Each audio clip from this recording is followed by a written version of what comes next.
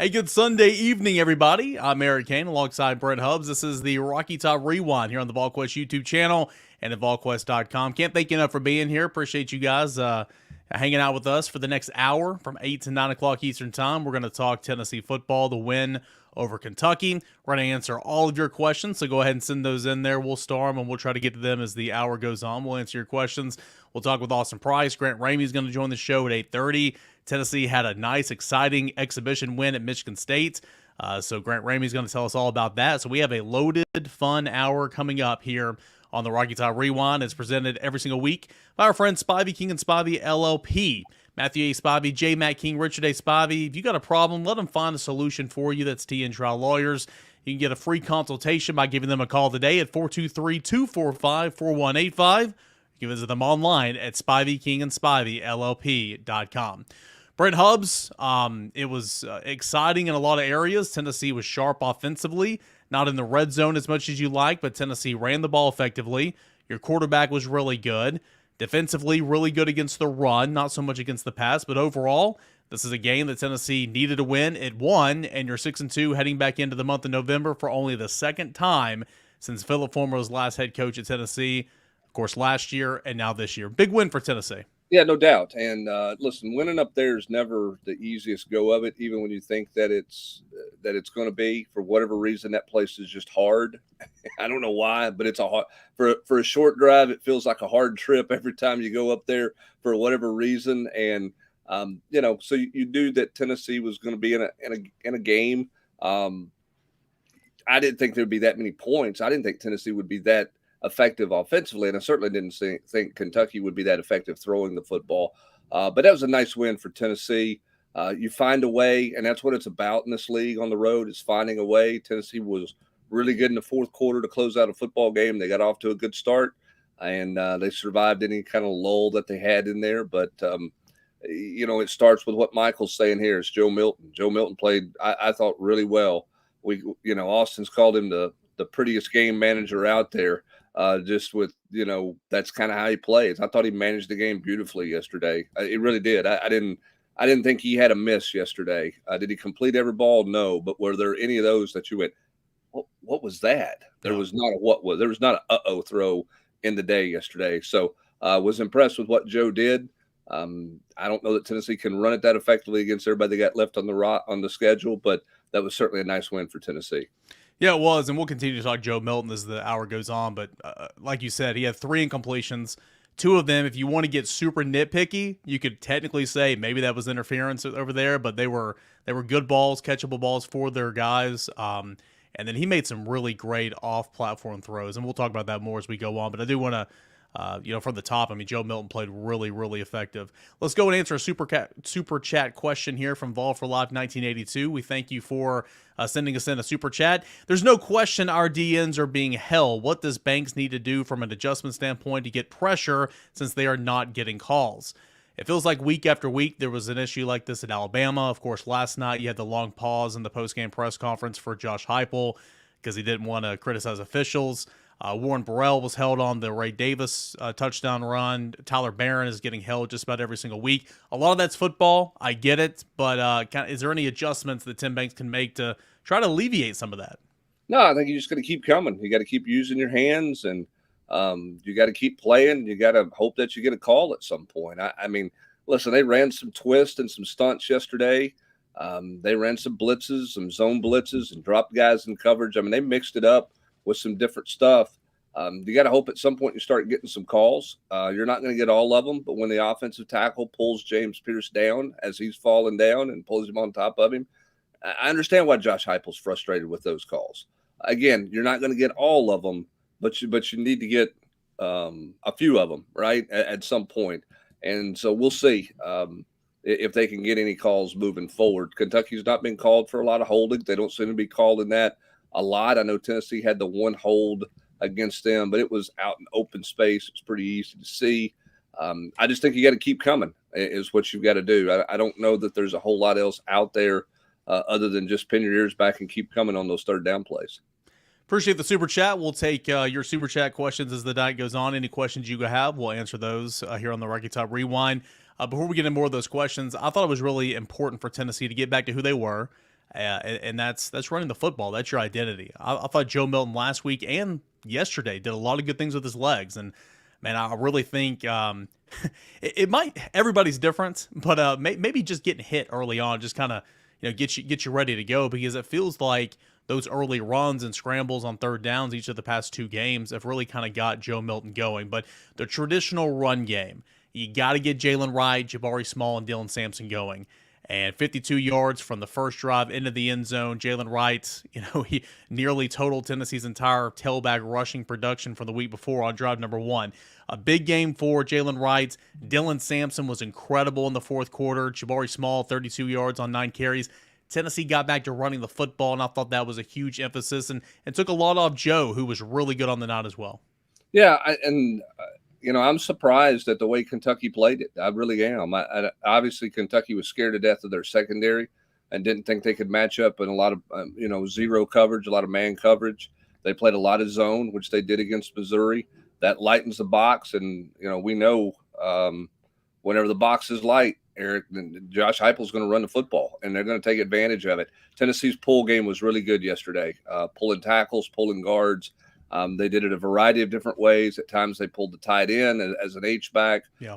They're very creative schematically in the run game, particularly when they get going, because they pull from all sides and they pull from various places. They'll pull everybody on the offensive line, and it allows that kick-out block. It helps you get to the second level. It creates those angles and edges, which it lets Tennessee kind of gash you, or hit a seam, if you will. And it works. And that's exactly what happened to Tennessee. Early and often in the run game, they got it going. I thought the biggest play early was Joe's third down conversion, where he dropped his pads and ran over the guy. I thought that goes back to him knocking out the linebacker from Texas A&M. He's played physical since that play.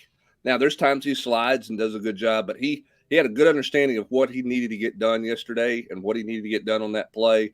And instead of trying to make a guy miss and getting tackled by his ankles, he just turned into him, bowled him over for the first down. I thought that was a great opening series play for Joe Milton.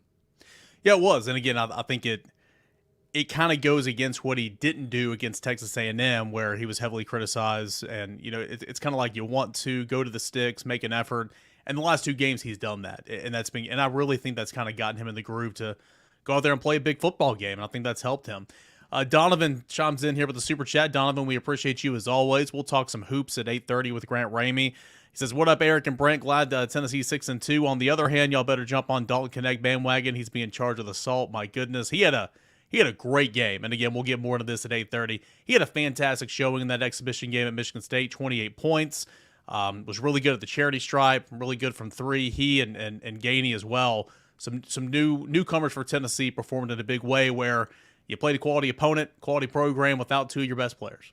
Yeah, and I mean, he was terrific, and the moment wasn't too big for him. I know it's an exhibition game, but he hadn't played in that period of time, and stepped in and was terrific for Tennessee. So we'll talk to Grant about it at the bottom of the hour. But yeah, he's gonna be a fan favorite very quickly in Knoxville with the way he played today. Let's go to Colton here. Colton's got a question about Joe, as we're talking about, his ability to run the football and how he's played much better the last 2 weeks. Did Joe have some rib injury early, plus the later knee injury, to where now he's healthy and we're seeing what we thought we'd see even sooner? Brent, no one's ever going to be 100% healthy as the season goes on. He did have a knee brace, a couple weeks ago after being taken down awkwardly, I guess, in that Austin Peay game. There's been some talk about the ribs. He's never missed a snap, never missed a game. I think the bye week helped him along with everybody else, but he's certainly looking different the last 2 weeks. Yeah, the ribs were an issue early. Yeah, they didn't want to run him against Virginia and UTSA and Austin Peay because they didn't need to run him there. Probably should have tried to run him a little bit more against Florida, although I think he was pretty tender and pretty sore there. But yeah, I mean, you're getting into, this team's sort of getting into what you thought it would be. And that's the disappointment, as you go and look back at that Florida game. Joe's not 100% healthy. You don't have Cooper Mays. You're not who you thought you were going to be offensively early in the year. They're not going to be what they were last year, but I do think they're getting better offensively with the way Joe's played the last 2 weeks. We'll continue to take your questions. We'll move on now to tournament bracket here. And I thought one of the good storylines throughout the game was Dante Thornton, he has been Casper out there so far this season. He's just not been there. And when he's out there, he's not doing anything well. He played a really good game, bouncing outside from the slot, starting outside, of course, without Brew McCoy. Maybe that's the right combination. But I think he finished with 3 receptions for 63 yards. One of those on a 49-yarder on a really good throw. Best throw of the day from Joe Milton. Going out to his left, squaring his shoulder stone across the body, 49 yards. Anyway, Dante Thornton in tournament bracket here wants to know, is emergence, can that unlock some new down-the-field passing threat for the 2 big remaining games? Of course, that's Georgia, and you got Missouri on the road here coming up. Yeah, I mean, I think the question is going to be, how much does Dante Thornton build off this? I mean, I think it's where he's supposed to be is on the outside. I think he's more comfortable there. I get why they wanted him to play inside because he's got that frame a lot like Jalen Hyatt. So you thought maybe you could get that kind of step in play there and split some time with Squirrel White there. But I think he's clearly more comfortable outside and a little more open space. And I think you'll see him getting targeted more as you go forward here. Can he do that against, Georgia, who's going to pull and grab and tug and play you physical? I don't know. I mean, Tennessee had a hard time getting open last year with some high quality receivers, but because they got shoved around. Tennessee's going to have to be really physical in that game. And I think Missouri will try to shove Tennessee around some as well. But I do like Dante Thornton out wide as opposed to in the slot because I think he's got more confidence there. Michael wants to know about bowl possibilities. And there's been these projections, every single week there'll be new projections for Tennessee and every other college football team as the week goes on. Brent, I think if you get to 8 wins, which is, very attainable right now, I think you're looking at likely a Florida bowl game. If you get to 9 wins, maybe Citrus is a destination. And of course, if you get to double-digit wins, I think a New Year's Six bowl game is very much in play. A lot of this has to do, again, Georgia game and, of course, the Missouri game. But if you win at Missouri, you're looking at a 9-win season. I think that can get you in Citrus at least, right? Well, yeah, I think it depends on where Ole Miss is. How do they finish out the year? What does LSU look like? You got 1 team in the playoff, 2 teams in the playoff. How many get in New Year's Six? I think there's a lot of variables there beyond Tennessee's control. But certainly, if you win and you're able to get to 9 wins, then yeah, I mean, I think you're definitely in Florida. And I do think Tennessee's attractive, as Donovan says there in the chat. I think Tennessee's fan base is excited, and I think that they are they'll be an attractive team. But it's going to depend on where some other teams finish as well. We're going to take more of your questions, more of your comments, all that and more as the hour goes on. In the second segment coming up here in just a second, Grant Ramey is going to join us at 8:30. Austin Price at about 8:40. All that and more here on the Rocky Top Rewind. Do want to give a shout out to our friends, our sponsors, for making this coverage possible, and that is Spivey, King & Spivey, LLP. If you got a problem, let them find a solution for you. That's T and Trial Lawyers. They specialize in criminal defense, family law, and personal injury. Over 80 years of combined experience, Spivey, King & Spivey, LLP provides representation throughout the state and federal courts in Northeast Tennessee. The firm has a vast amount of trial experience. Practice has been in place for 43 years with this specific partnership since 2012. They know the legal demands. They're energized and ready to serve you. They practice primarily in Northeast Tennessee, the Tri-City, Sullivan County, Hawkins County, Washington County, and surrounding areas. They've won multiple awards and have been rated by super lawyers, and they're going to get the job done for you. So whether you're injured in a car accident, need a divorce, help with custody of your children, or have been accused of a crime, Spivey, King & Spivey is there to help. Go ahead and give them a call today if you have the need for a free consultation. That phone number is right there on the screen if you're watching, 423-245-4185. That's 423-245-4185. You can always visit them online at Spivey, King & Spivey, LLP.com as well. Spivey, King & Spivey, LLP, they can help you if you have the need.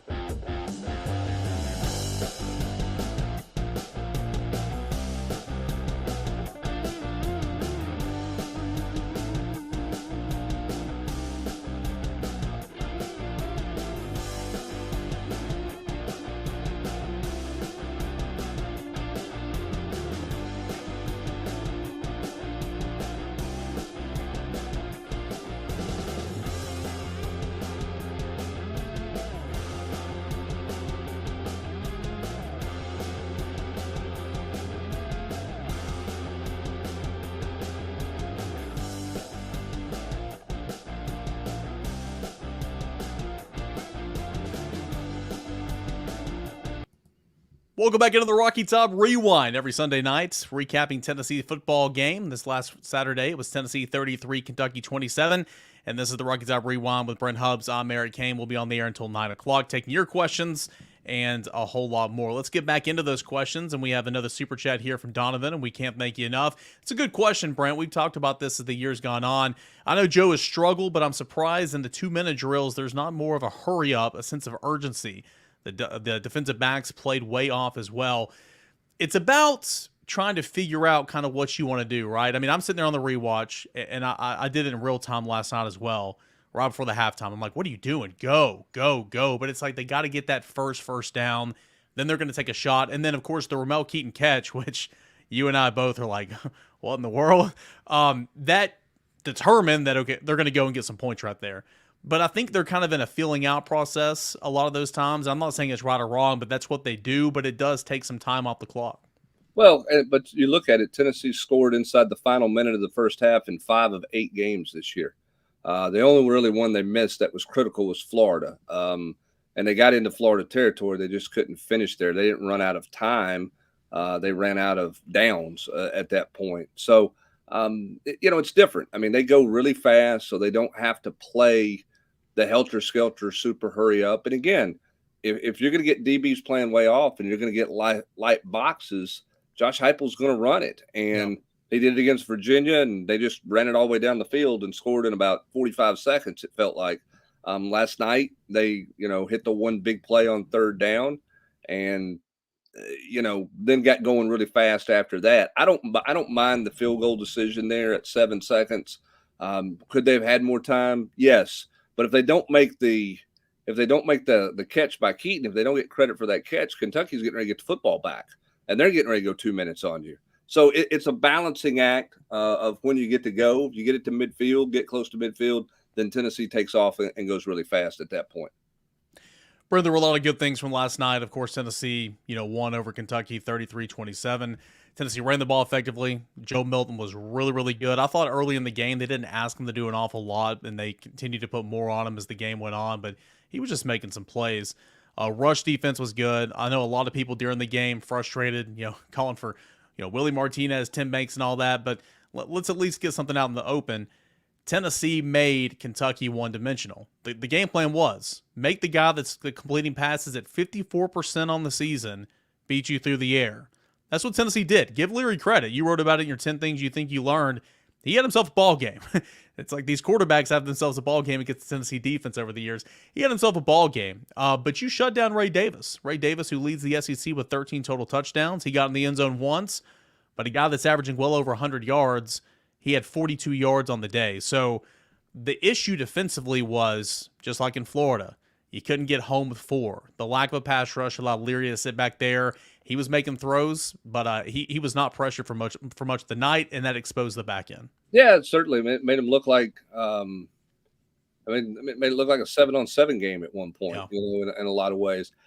Listen, I thought the out stuff that Leary threw was really good. I mean, the out cuts he threw a couple of times, I thought Tennessee was in, as good a position as you could be in. The throw he made to Barryon Brown for a touchdown, he couldn't have walked out there and handed it to him any better than he did on that play. My bigger concern from the secondary and pass defense standpoint was the stuff over the middle of the football field, because those weren't skilled throws. Those weren't hard throws to catch the tight end coming across the middle who was open, or a receiver who was coming across the middle. That's my bigger takeaway, is Tennessee's opening up the middle of the football field, and the linebackers getting stretched and safeties getting stretched and taxed there because they couldn't get home. So that's the bigger concern to me. The out stuff. Listen, I've watched Kentucky play 3 or 4 times. Devin Leary hadn't done that all year long, throwing those out cuts. In fact, a lot of times he's been late with them, and that's put him in a position to get them intercepted. I didn't think Tennessee. There were times those guys were kind of wide open. But there was a lot of times Tennessee was in a situation where they could cover and were in pretty decent coverage. He just threw a really good ball. Yeah, there were a number of throws where I'm just like, man, that is, and you're right, it's the out stuff. I think, the broadcast even said a couple of different times, like, hey, that's an NFL throw. I mean, that's a strong throw on the outs, putting there between 2 defenders. Really, really good throws. But there were a lot of times, whether it was zone, whether it was man, and Tennessee's defensive backs were just really slow to react, really slow to get over there and help. I thought, Wesley Walker's played some pretty good football for Tennessee this year. I thought he didn't have his best game yesterday. I thought he was a little slow reacting. The quarterbacks were tough. Kamal Haddon was not out there. I thought Slaughter got picked on a little bit. Gabe Judulali made a couple of plays, but I think he got picked on a little bit. You played Warren Burrell and Brandon Turnage at points in times. Ricky Gibson even got a little run. They're just trying to find, an answer there at the cornerback position. I didn't think defensive back, obviously, specifically at cornerback, they were very good last night. I thought they were just kind of slow. Yeah, I don't think the secondary played well. I think Leary made them probably look like they were playing worse than they were, but they didn't play well. And again, they're used to the guys up front speeding the whole thing up, speeding the quarterback up. That's the first game Tennessee's not had multiple sacks in the game. They only had one sack last night. And, a couple of questions over there. Thomas wanted to know, was Kentucky holding? Sure, they were holding. It happens. And that's Tennessee's going to have to deal with it because they're not getting those calls right now. I don't think it's a buy. I mean, I don't know. I think the officiating is so inconsistent that, I'm sure that Alabama thought the officials missed several calls on Tennessee, and so did Kentucky last night.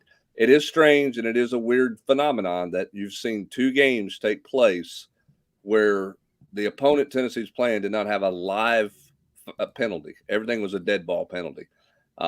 You rarely see anything like that, and that's what you saw last night. All the Kentucky penalties were pre-snap, false starts, operational penalties. They did not have a penalty once the ball was snapped, the same as Alabama didn't have a ball once the penalty, or didn't have a penalty once the ball was snapped. There's where Josh Heupel's frustration lies, and why you're getting the next question as his new favorite answer post-game press conferences. I think it's only fitting. Daniel points it out right here. Will Levis had himself a pretty good ball game his NFL debut. As a Titans fan, I still don't think that he's very good. We'll see if he does that against anybody other than the Atlanta Falcons. But Will Levis, played really good against Tennessee in 2021. Of course, Spencer Rattler's one that comes to mind that just went off last year in that South Carolina game. And then Leary, you've seen it like with Rattler and Leary, you've seen it before throughout their college careers. They just kind of did it again against Tennessee. It's just one of those things, unfortunately. And there was a comment a moment ago saying, please stop talking about getting home when they've been held all night. Like, I get it. I understand it's bad. I mean, Josh Heupel clearly frustrated, but I mean, Rodney Gardner will be the first to say, Brent, you got to play through it. I mean, that's football. You're not going to get every call, and you got to figure it out. There were a couple different times where I thought Pierce, could have done something. Roman Harrison, I thought got beat a couple times. You got to fight through that adversity, whether it be holding or whatever it is. Yeah, I mean, listen, you're going to get held every play. They can call holding on every play. So every time you don't get a sack, it can't simply be that you got held. But I would like to see it called more consistently. But it's not right now. I don't understand what pass interference is right now. Just the way it is. That's where the game is. There's no accountability to it. There's no answer to it as to why that's the case. Josh Heupel will send his 7 or 8, 10 plays in this week as he sent in last week. And, he'll get the similar answer that, hey, yeah, we'll look at it and, duly noted, or maybe we disagree with you on this one. And yeah, you're right. We missed that one, and you move on. And that's unfortunately the way officiating is kind of managed in the SEC. You had also made note on one of the 2-minute drills last week about Keenan Peely, hearing that he's working really hard. He might be a little bit ahead of schedule. What's the latest with Tennessee's linebacker, who you haven't seen since the Virginia game and was going to be a big part of this defense coming over from BYU? Yeah, I mean, we'll see. The original hope was Georgia. I think he's ahead of that schedule. Does that mean he gets some snap against UConn? He did not dress Saturday night at Kentucky, so he's clearly not ready. I don't know if he's going to be ready for UConn. Could he start practicing some this week and maybe see where he's at for Missouri? We'll have to see. Some other people were asking earlier. I was scrolling through some of the comments earlier, wanting to know about his eligibility status and those types of things. He's ready to be 26 years old and he's married. I don't know that he wants to try to come back for another year. If he doesn't play in any games this year, he could appeal and try to get another year of eligibility. I just don't know that he has any desire to do that if he has an opportunity to play down the stretch of this season and maybe a bowl game. I think that's something that, he has to consider and has been considering as he rehabs. And right now, I think he's a couple of weeks ahead. maybe a week ahead of where some people thought he might be coming back. I do think there's a chance he could be back from Missouri, but we'll see. You had tight ends for Tennessee that caught 5 touchdowns in 7 games entering this football game. Jacob Warren, McCallum Castles were not targeted one time. Now, the receivers had a good day. Kelsey Pope was excited after the game, and he should be, because Thornton played well, Keaton played well, Squirrel played well. Were they perfect? No. Nimrod had a touchdown. I mean, the receivers played well. But it's kind of odd that these tight ends didn't get targeted even one time, because it's, in my opinion, this year it's been more of a focal point of the offense with Joe Milton at quarterback. Yeah, I mean, I don't have an answer as to why. It's not like the quarterback didn't throw the ball well and they didn't move the ball. So I don't know that they left a lot of passing yards out there by not going to the tight end. The tight ends were heavier involved in the run game. I don't know exactly how Kentucky was playing all their coverages. I know they tried to take a couple of shots vertically down the field, and Kentucky was playing center field with the safety and was playing some zone stuff back there. So it just didn't work out that way where they weren't targeted. I don't think it was necessarily they went into the game going, hey, we're not going to get it to the tight end, but I don't think they went into the game going, hey, we got to get it to the tight end 7 times. We're going to take what the defense gave us, and they felt like they could win some matchups, with the receivers, and they did that. I was intrigued by the Dylan Sampson element of the passing game. A couple times, he was in the slot there. Could you see more of that moving forward? I think there's some interesting things you can do with Dylan Sampson, given the way he played in the fourth quarter. One time in the red zone, and we talked about being more creative in the red zone to try to fix those issues. It didn't work out, but you had Jalen Wright in the slot. You had Jacob Warren beside your quarterback in the shotgun in the backfield, and you sent Wright in motion, and then you ran that quarterback counter. Didn't work out, but again, in the red zone, trying to find some more creativity to punch that ball in. Tennessee at least showed that a little bit last night. Yeah, I don't know that it was going anywhere. I mean, obviously the guard, Ollie Lane, missed the block there, the kick-out block there, but when you watched it on replay, I don't know. It certainly wasn't going to the end zone. It would have been positive yards, not -5, but it was not going in the direction that it needed to be going. And, Tennessee, red zone's a little funky stat. Like, that's a red zone trip at the end of the first half because there's one snap in there. You know what I mean? And so they had a touchdown in the red zone, and then they had a penalty in the red zone, which knocked them out and messed that series up. And then they had the miss block there that messed that second series up. We'll continue to recap Tennessee's 33-27 win over Kentucky, but when we come back here on the Rocky Top Rewind, Grant Ramy joining us from campus. Tennessee, an exhibition win over Michigan State. An exciting day for Tennessee basketball with the season right around the corner. Grant Ramy will join us next right here on the Rocky Top Rewind. Do want to tell you real quick about our friends Game Time. You shouldn't have to worry when you're buying tickets to your next big event. Sporting events at the Thompson Bowling Arena at Food City Center, Lady Vols, volleyball, of course the men's basketball team, but also there's shows there. There's monster truck shows, there's comedy shows. There's a lot going on over there at TBA. That's just an example. For anything going on over there and other places around town, you can use Game Time to buy those tickets. It's the perfect place to buy last-minute tickets.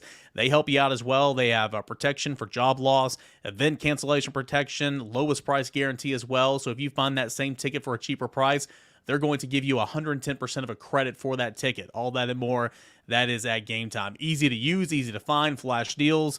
All those deals for everything going on in your area.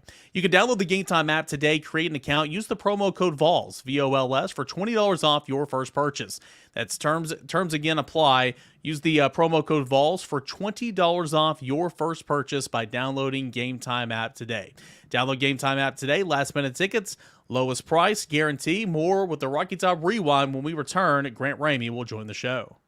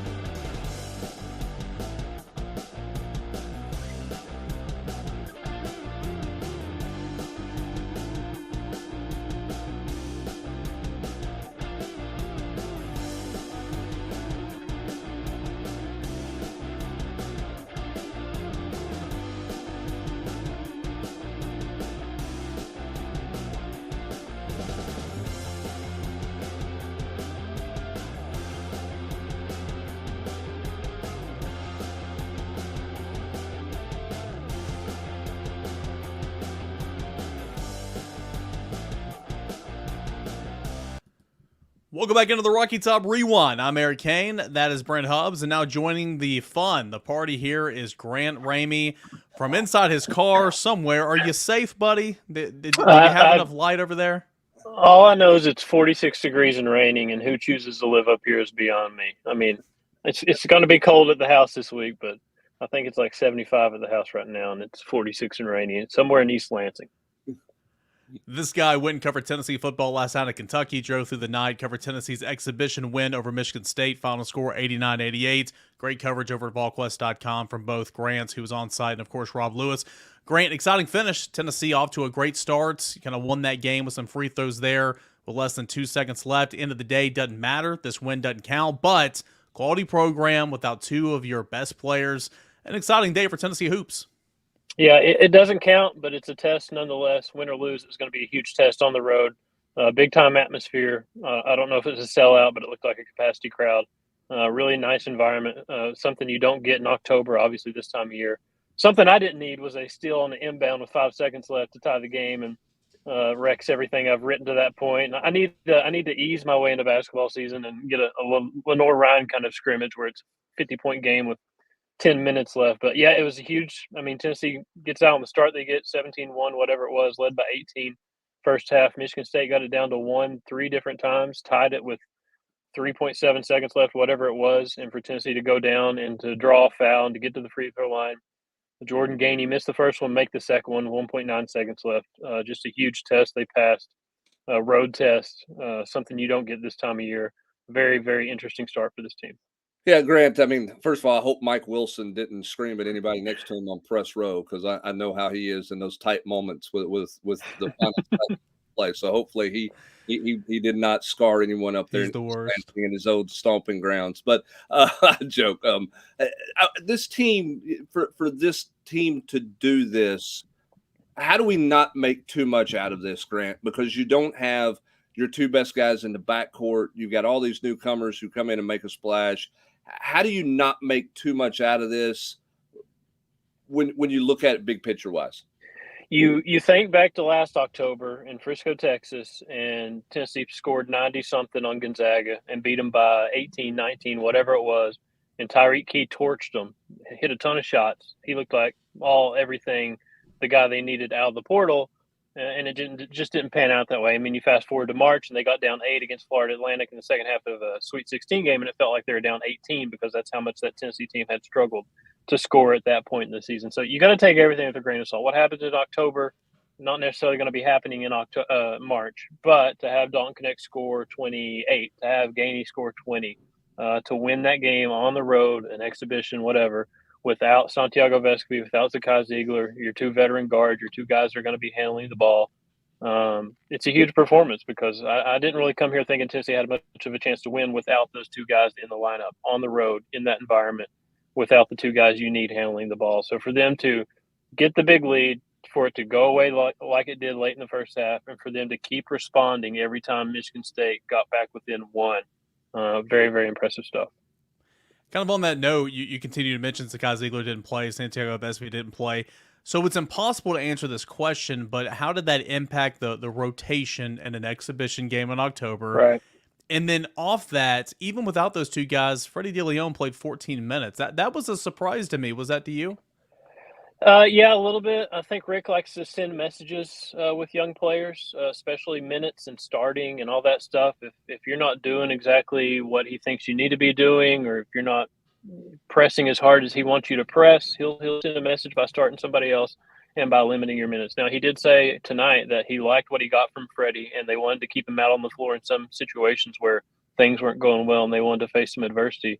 But at the same time, they started Jordan Gainey, and Jordan Gainey gave him no reason to come off the floor, especially early on the way he was making shots. So I think without Santi, without Zakai, it forced Jordan Gainey on the floor a little bit more, which is probably a good thing. It forced Josiah Jordan-James to handle the ball more. Dalton Connect even handled the ball a little bit.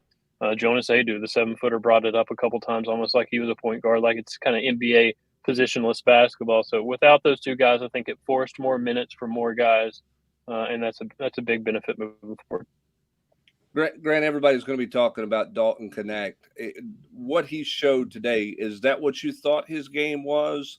Is there more to his game than you thought there would be. Again, as you reminded everybody, Key went off against Gonzaga, and everybody thought that was right there. So you got to be careful. But this felt different and looked different with a guy who, to me, was a more complete basketball player than I anticipated him being as a scorer. Yeah, for sure. I mean, that's what we'd heard all spring and summer about Dalton Knecht. This guy's a legit 3-level scorer. He can drive it. He's aggressive. He'll go to the rim. He can score it in the mid-range. He can be lethal at the three-point line if he gets going. He can hit big shots. And he scored it. If you look at his kind of climb is kind of unique. It's like he went high school, JUCO, small college. Now he's at the SEC. He's had to climb each rung of the ladder and keep scoring, and he's done that. And what Rick wants out of him is defense, because he's been after him on the defensive end since the day he stepped on campus. He wasn't good enough on that end of the floor. And what Rick praised him about tonight, first thing, was his defense and the effort. He said they've seen the offense all spring and summer. What they had not seen was the defensive effort he had to start the game. And I think Rick said he raised the bar in terms of expectations on the defensive end for himself and showing himself what he can do when he puts in that kind of effort. So it's not only the impressive scoring. I mean, scoring 28 points on 16 shots. That's extremely efficient. But what he did on the defensive end, I think more than anything, is what Tennessee's pleased with. Grant, I want to ask you about another newcomer, Jordan Gainey. Not just a shooter. He handled the ball a lot. He got some rebounds, had some assists. What did you like about Jordan Gainey out there? 34 minutes, and he had 20 points as well. I mean, 2 years ago, he was a freshman at USC Upstate, and he had one of the best three-point percentages in the country, all of college basketball. And that's USC Upstate. That's a different level of competition entirely, whatever. And then last year, he was kind of scouted against a little bit more. He was the object of the scouting reports at USC Upstate. He didn't shoot it quite as well. So for him to come in his debut and start 5 for 5 from the field and start 4 for 4 from the three-point line. I mean, when that ball bounced off the spring box and went up about 12 feet and came straight back down through the net, I think that's when you knew it was going to be a pretty good afternoon for Jordan Gainey. So for him to come out and hit shots the way he did and handle the ball the way he did and to take on the bigger probably load than anybody expected, because you didn't expect Santi to be out. You didn't know what you're going to get from Zakai, if anything. For him to step up and perform in that spotlight with that bigger load, that bigger responsibility, it's a huge start for him. It's a huge start for Dalton Knecht. Tennessee needed really badly to land 2 stars out of the portal, and so far so good on how they've looked. Grant, is this going to be a 4-out, 1-in team when you look at them in the post? Is that the matchup? Are they going to want to play small given their roster and their depth? Obviously, some games you probably can't do that, but is that going to be what this team's about? I think it's going to have to be, because right now I don't trust Jonas Adu and I don't trust Tobe Awaka to night in, night out consistently produce and not foul. I mean, Rick wants them to play physical brand of basketball, really good defense. It's hard to play that brand of defense without fouling and to be that disciplined on the defensive end. And those are 2 guys that have struggled with foul trouble, and they struggled today too. There's no foul outs in the exhibition, so you play it different. I mean, they had 2 guys on the floor at the end of the game that had 7 fouls each. So you're going to, Jonas Adu and Tobe is not playing the minutes they're playing with 3 fouls early in the second half and 2 fouls early in the second half like they had tonight. So I would be having Josiah at the 4. I'd have Dalton at the 4. I would be keeping, because you're wing and guard heavy on this roster, I'd be keeping as many of those guys on the floor as I can, because I don't know what you're going to get night in and night out from Jonas and Tobe. Grant, how do some of these newcomers look? I know it was exhibition game. They didn't get a whole lot of minutes, but Cade Phillips, 8 minutes. JP Estrella, 4 minutes. Cameron Carr just got a minute in there. How do some of those young guys look that were highly touted prospects now in the program? Yeah, it's wild seeing Cade Phillips out there against Michigan State in those big moments. The progress he's made, I guess, since he finally got healthy. He's been dealing with knee, he's been dealing with foot, he's been dealing with the shoulder over the last year, 2 years, whatever, of his career. He's healthy, and he's made up a ton of ground. He was a redshirt candidate a few months ago. Now he's a guy that looks like he could be in the back into that rotation. I think he might be playing ahead of JP Estrella a little bit based on what we saw tonight. And they really like Cam Carr, and they're extremely excited about his future and the upside he has. He's a 6'5" kid with a 7'1" wingspan. I mean, he's that crazy of an athlete. He's going to be a really good basketball player. But to get Cade the minutes they got him, to get JP the minutes they got him, probably should have got Cam some more if they could have. But it's a really good place to start. Donovan says that Grant's got to kick the ball out sometimes, quit trying to score every single time. He picked up a lot of confidence this summer playing with USA Basketball. What have you seen from Tobe so far in this offseason? Yeah, with the ball in his hand, he's a little out of his element. He forces it a little bit too much. just when he gets the ball down there, he doesn't have to score. The question is correct. He can kick it out because his team's got shooters, and that's what they want to do. And you saw it some tonight. He's a guy that's most comfortable rebounding. He's a guy that's most comfortable trying to change shots on the defensive end in the post. He can score it. When you throw it down there, it feels like it's a little bit too forced. So, yeah, I would agree with that. He needs to kick it out a little bit more and not have to force it. Grant, anything else, man? A long trip up there. It was a successful trip for Tennessee, even though, again, it doesn't matter. But as you mentioned, road environments, quality competition. Tennessee wins in the last minute without two players, 89-88 the final score. Anything else from Tennessee's exhibition win over Michigan State? It's a quick turnaround from here. Tuesday night, Lenore-Ryan in the exhibition opener at Thompson Bowling Arena, and then they turn around. They play Tennessee Tech at home in the regular season opener on November 6th. I think today Zakai being out was just precautionary. I would think he might get a couple minutes against Lenore-Ryan and see how it goes from there. I think the plan is for him to play in the opener against Tennessee Tech on November 6th, so we'll see. Santiago Vesely, not sure when he'll be back. He went home a couple days ago. Obviously, Uruguay is going to be a little bit of a trip back for him whenever he does come back, but I would assume he's back by November 6th for the opener. So interested to see what this team looks like when those guys get back on the floor with the rest of the guards and the wings and everybody we saw and see how they build on this performance. Grant, big picture here as we let you out the door. Will there be more teams around the country do this type of thing?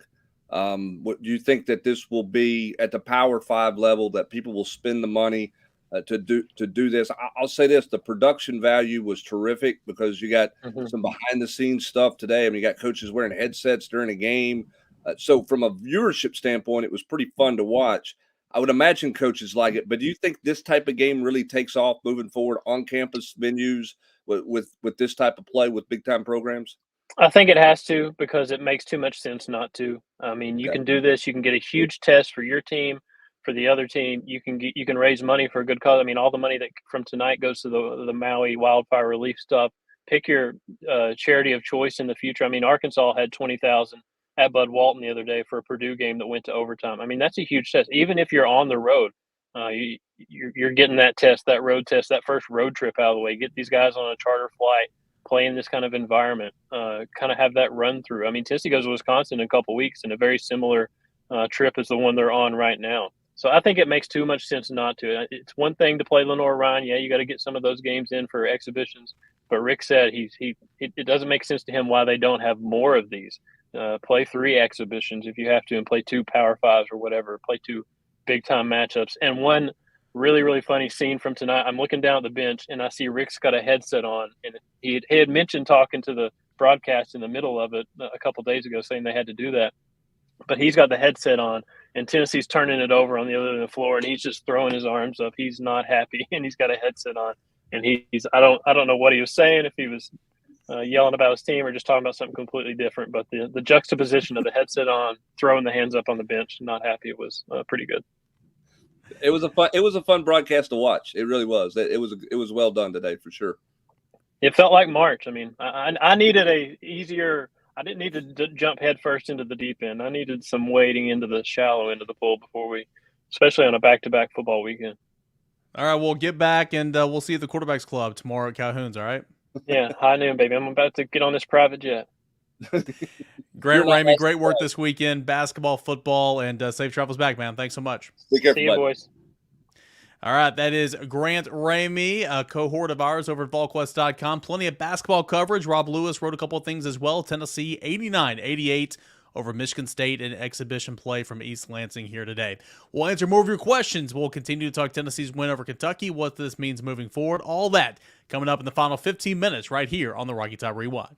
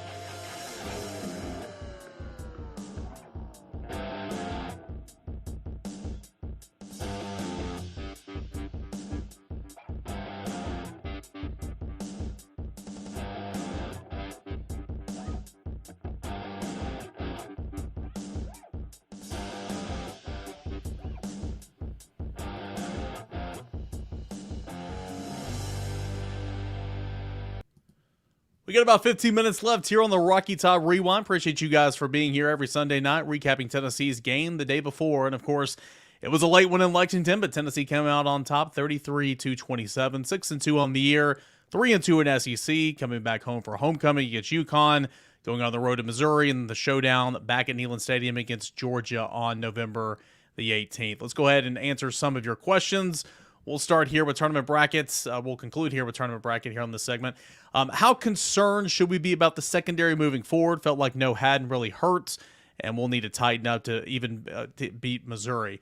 Yeah, we talked about this a little earlier. Of course, not having Kamal Hadden out there, it's worrisome because he's your best cover corner. I think a lot of it has to do with the front, getting some pressure on the quarterback, but they got to be better because, with the way Missouri is scoring, Tennessee will need to make some plays in that game, and you can't give cushions the way you gave them last night. Yeah, no doubt. You got to play better at all fronts. Got to play better at the star position. Got to play better at corner. Safety's got to play better too. Tennessee played a lot of cover two last night. Played some zone stuff and played with some soft cushions. They've got to tighten things up. Also wants to know, Dante Thornton coming out party. Should we expect more from him? You mentioned a couple of times he looked he looked more comfortable on the outside. He certainly, from a production standpoint, looked better on the outside than he's looked in the slot all year long. Tennessee needs this to be a coming out party for him. Tennessee needs him to produce, to be the guy that they thought they were getting in spring and summer, and a little bit of fall camp as well. I think that'd be a real good thing if he could continue to be something for Tennessee out there with Squirrel White in the slot. Yep. I think it's his home. I think it's a better position for him. I think it's a better fit. There's less contact in there. There's less traffic to navigate through. Less linebackers to knock you off the routes and things like that. It's more one-on-one. Josh Heupel said on Volquest last week when I talked to him about, receivers in his offense, he said the further you get away from the ball, the easier it is to play the position. It's most complicated, at the slot and closer in. So I think out wide makes him more confident, allows him to play faster, to use all of his athletic ability. Tony says, Austin, there's no Austin on this video, but why does Jalen Wright run 2 to 3 times and then tap out? Crazy. Me and Austin Price, we do kind of joke about this in the press box, but it's not 2 to 3 times. They'll ride him for a series, and they'll ride him, give him the football a lot, and he'll run. And if it's a long, sustaining drive, getting down to the end zone, 7, 8, 9, 10 plays, he gets tired down there, especially after a lengthy run, maybe a 15 or 20 yards, and a lot of times he'll tap out because he's tired, and that's when they bring in Dylan Sampson. That's where Dylan Sampson vultured a lot of the touchdowns against Virginia. Jalen Wright's obviously their RB1, but he gets tired on those long drives, and that's kind of the unique situation because it's like Jalen Wright gets the first 2 series. A lot of times Jabari Small will get the next series, and then Dylan Sampson will get the 3rd series, but he's also the spell guy for both of those guys. Yeah, and I'm curious to see how they use Sampson moving forward. He had a great 4th quarter. Where is he at this weekend? If things go well, you'd like to get some Cam Seldon on tape and get his feet wet a little bit as well if the game goes the right way. So we'll see what happens this week.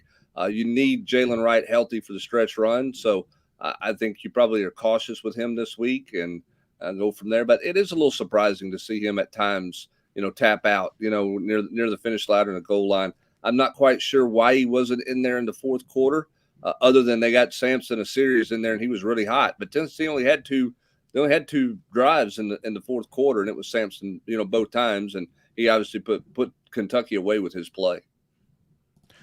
Herb says, when will we see Ricky Gibson or some of these young defensive backs? We saw Ricky Gibson for a couple plays yesterday, but he's been about the only young defensive back that we've seen of those freshmen, right? It's just a matter of getting him reps, making sure he's doing the right thing. But we saw Ricky Gibson play against Florida. Saw Ricky Gibson get in there a little bit last night, but then they went more towards veterans and Brandon Turnage and Warren Burrell. Yeah, and Ricky Gibson finished his night in the locker room, and so we'll see if he's available this weekend or not. He got hurt, got banged up, got off to the sideline there. He didn't go down in the field of play for a trainer to come look at him, but he did get banged up and went to the locker room, early in the late in the 3rd quarter, early in the 4th quarter, and didn't return. So we'll see where he's at for this weekend, if he's going to be available or not. So obviously they would like to get some of those young guys some reps. He would be at the top of the list to get more reps this week, but I don't know if he's going to be available or not. Austin says, how sad is it that Tennessee and Kentucky might not play every year moving forward? So much passion on both sides. This game's been played, Brent, since what? early 1900s, Battle of the Beer Barrel, the Border Bowl game. Got many names. It's Tennessee, Kentucky. They played every single year, but moving forward and the seasons to come with the expansion and all that, it might not unless they go to that 6-3 model and it's deemed as one of those three permanent opponents, which probably won't be, but we'll see. They're likely probably gonna do the 7-1 model, but anyway. It'd be kind of sad not playing Kentucky every single year because there's so much history there in this series. Well, I think there's going to be several rivalries like this in the league that are going to go by the wayside, and it's unfortunate that that's what happens with progress, I guess, if you consider this progress. But when you bring in more teams and you're balancing things out, you're going to lose some stuff, and I think it is unfortunate because that's a fun rivalry to be a part of. You always get Kentucky's best up there in particular. They always seemingly leave with a lot of heartache and heartbreak because Tennessee's been so successful up there. But there is a lot of passion in this series. And but again, this is not going to be the only one in the league that's going to end up being a casualty of expansion. There's going to be multiple really good rivalries that a lot of fan bases are going to miss playing those games every year. But that's just the reality when you bring in two new teams. Cole wants to know if Tennessee finishes 9-3 this year, is it a better coaching job than last year? I understand where the question's coming from because you lost so much NFL talent, but I'm still going to say no. Year 2, you win 10 regular season games. You win a New Year's Six bowl game. You have a Biletnikoff Award winner. You should have had a Heisman finalist. Sure, there's a lot of talent on there, but you developed that talent. In year 2, I'm still going to say it was a much better coaching job last year, but you finished 9-3. Maybe, you finished 9-3 despite losing all that talent and overcoming some of the things you had to overcome this year. I still think that's a really good coaching job by Josh Heupel. Yeah, I mean, I think it's a really good coaching job. Is it better than last year? If you managed the Alabama game better last week, I might have a little bit of a different vibe there. The Florida game is a tough one to swallow because I would love to have seen Tennessee play that game with Cooper Mays at center and with this offensive line that they're playing with right now, because I do think they could have been more effective running the football. So there's a little bit of an asterisk there, but you still didn't find a way to win it. You took a quarter off. So I don't, last year's team was more talented. They were certainly more talented on offense than this year's team is. And you're still averaging a good number of points. But I don't know that I would say this year's a better coaching job than last year was. Bill says penalties is the biggest issue right now. Please fix it, Tennessee. Josh Heupel's teams have always been penalized. Every year he's been here, when he was at UCF. In fact, the Kentucky-Tennessee matchup was the two most penalized teams in the Southeastern Conference. You're going to get a lot of, when you throw that screen out there, a lot of the times you're going to throw it, forward pass or whatever, or lineman downfield blocking. They flirt with that every single week. You get some pre-snap penalties, which is unfortunate, but it feels like with Josh Heupel's teams, at least since he's been here at Tennessee, you're going to get penalized a lot. And you'd like to get it cut down, but it's just one of those things you kind of learn to deal with, I guess. Yeah, funny. Tennessee's last two opponents, two of the most heavily penalized teams in the league until they played Tennessee. And then they weren't. So sometimes things work out that way. But no, I mean, I think when you're always flirting on the edge of a pass interference penalty, you're going to get some of those things. I think sometimes when you go fast, you go almost too fast for yourself from time to time, which can result in some penalties. It's just the way it is. Now the difference is a year ago, it didn't bother you. I mean, we had almost 800 yards in penalties last year, but it didn't bother anybody. Nobody was posting a comment about, clean up the penalties. It's the biggest issue with this team because Jalen Hyatt could score from anywhere on the field at any point. Second and 12 wasn't a big deal. 2nd and 4 versus 2nd and 12 didn't feel like it was a big difference with this offense a year ago. It is with this team because this offense is different. They do need to play cleaner football down the stretch. If they're going to have a chance to win at Missouri and a chance to beat Georgia, they cannot have a day where they've got 10 penalties or 75, 80 yards of penalty yards. It hurt them in 2021, that Pittsburgh game over 100 yards of penalties, the Florida game over 100 yards of penalties. You lost both of those games. Pittsburgh game was close as well, and so yeah, that 2022 season, you could overcome a lot. You could mask a lot, whereas this year, it obviously stands out a little bit more. Michael says, do you think the staff will really push to get some young players in this week? Probably the best chance to see some young players in game action, and they will be expected to contribute more and more next year. Brent, we said it about Austin Peay, about UTSA. I mean, goodness gracious, yes, you want Nico to play a half of football. You want Ricky Gibson Jordan Matthews. You want Addison Nichols to get some run. Maybe it's even a plug and play type game where some of these guys put them in there with the first string for a series. I mean, once you got the lead and everything, this is the week to do it. You need to do that because also too, you're kind of playing with. You have to recruit your roster. You have to recruit it every single offseason. Intentionally, Tennessee played those young wide receivers against UTSA earlier this year. You need to push to get some of these guys in there. It's homecoming. It's UConn, the perfect week for it. I hope we get to see Nico play 2 quarters of football for him. Not anything Joe related. Joe's playing great, but just to see him get out there. Yeah, no doubt. And you better. This is where you need to find out who can help you and who can't help you. Right? I mean, if there's some guys that you're unsure about, then what does that look like roster management at the end of the season? If there's a guy who comes to you, Coach, I'm not playing a whole lot. I don't know that I want to stay here, but you think he can really help you based on what you saw out of him in a game like this, or UTSA, or maybe if you get some guys in the Vanderbilt game and you say, man, we can't lose this guy.